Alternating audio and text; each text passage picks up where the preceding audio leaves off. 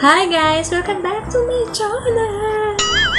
So, ano lang po ito, a short intro lang. Gusto ko lang po sabihin sa inyo na ang gagamitin kong tool dito at nung nakaraan na ginamit ko na tool is Soft Illusion. Kasi may mga nagtanong sa akin lately lang na ano daw yung ginamit kong dun sa page, nagtanong sila kung ano daw gamit kong tool. Kasi kung makikita ninyo talaga yung ginawa ko is very floppy. Hanggang 3 layers lang yon. Iniisip nila na yung matigas, hindi po yung metallic ang ginamit ko kasi mostly sa mga nagpapagawa sa akin is mga baby like 1, 2, 3, ganon, 5 years old, mga very sensitive yung skin. So gumagamit ako ng tool Soft Illusion, hindi metallic. Ang metallic kasi medyo yung iba kasi sabi nila makati daw sa medyo kasi siya, may pagkamatigas ng konti. Tapos maano siya sa skin. So hindi, pero meron din naman gumagawa ng mga 2, 3 years old ang nagsusuot is yun ang ginagamit. So depende pa rin yun sa magsusuot.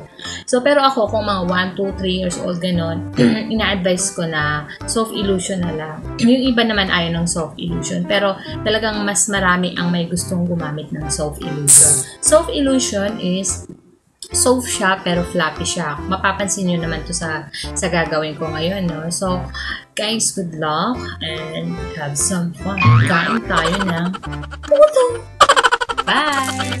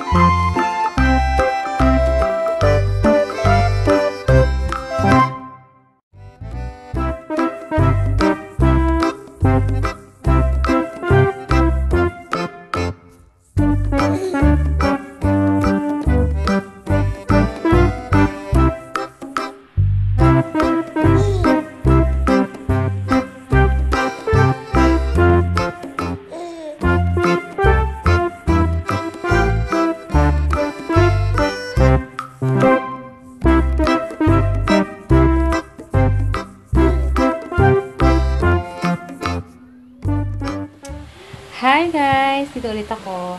So yun, no, yung kabit ko kanina, pinakita ko sa inyo kung paano ko siya kinabit. Yung first and second layer is same yung klase ng pagkabit ko. Pag third layer ko, ito na siya. Yung isang kabit ko na parang tinali ko lang. Kasi, mas, alam nyo guys kung bakit mas gusto ko siya to. Tingnan nyo po yung difference. Ito, kung makikita nyo, hindi kita yung kung paano mo siya tinali. Unlike dito, kitang-kita siya, 'di ba? So, yun lang yung ginawa ko sa ilalim at ito yung sa ibabaw. Hindi pa actually tapos yung third layer natin. Kung baga yung pinaka-ibabaw na layer natin. Ayun, kung mapapansin ninyo, sa second layer and first layer is alternate yung ginawa kong kulay. And then sa ibabaw is bakit lahat pastel pink yung ginawa ko. Kasi, mamaya, lalagyan ko ulit siya pang fourth layer na, pero yung lavender na kulay. Pang ano na lang siya, pang, kumbaga, pang shades na lang siya. So, 'di ba, mas gusto ko talaga to yung ganitong pagkabit kaysa sa ganito. Mas nalilinisan ako nito. 'Di ba? Parang pero kung titingnan mo siya, ito siya, oh. Yan. Pero, pag ganun kasi,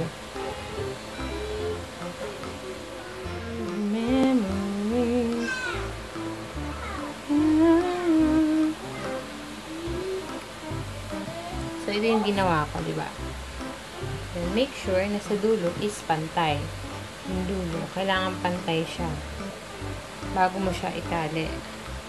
May tutorial na talaga ako nito dito eh.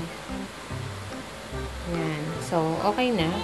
Yung dulo, pantay na. So, tali natin. Ordinary kung paano natin tinatali yung tali. Then, habang ginaganon mo siya, check ko din yung dulo kung pantay. Then, instead na paghigpit pa ganun sa side, no. Pataas. Yan. Tapos, ganun na siya. Diba? So, gusto ko talaga yung ganitong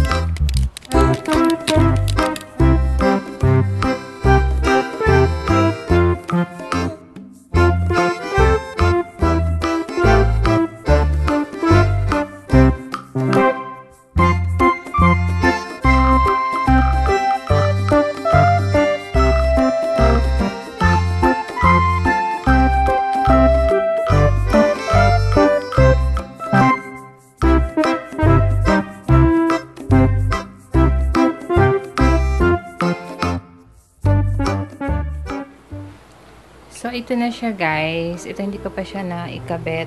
Pinag-iisipan ko pa kung dalawa ang ikakabit ko dyan. Kasi may mga designs din naman na isa lang din yung strap. Ganyan. Diyan. Diyan. So, ngayon, kung mapapansin nyo, 2 colors ang andyan. Medyo, ito, family colors naman to ng, ito kasi lavender. So, ito, lavender. Then, dun, baby pink. Tapos, ito, mukha lang siyang white. Pero, hindi po siya white, pastel pink po na may hinaluan ng lavender. So, kung mapapansin niyo, ang motif kasi nung magsusuot nito is pink and purple. Basta yun daw dalawa. So, ito yung naisip ko. Wala siyang sinend na design. Ako na bahala ng design. So, ito lalagyan ko mamaya ng mga bling-bling para maganda tingnan. Tapos, sa likod, yan, lagyan ko din ulit ng